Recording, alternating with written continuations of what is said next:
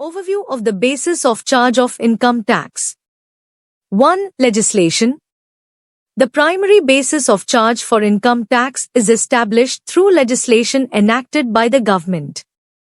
This legislation typically takes the form of an Income Tax Act or Code, which sets out the legal framework for imposing and administering income tax. 2. Legal authority.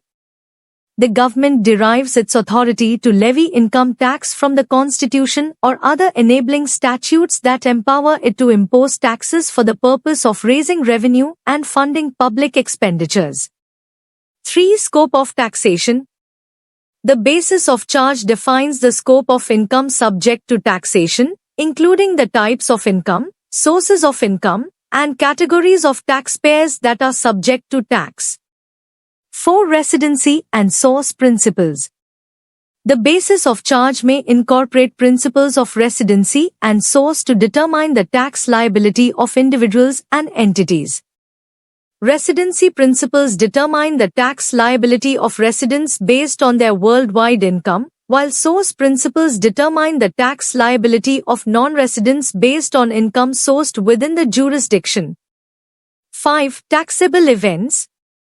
The basis of charge identifies the taxable events or triggers that give rise to the imposition of income tax liability, such as the receipt of income, realization of gains, or occurrence of specific transactions or events.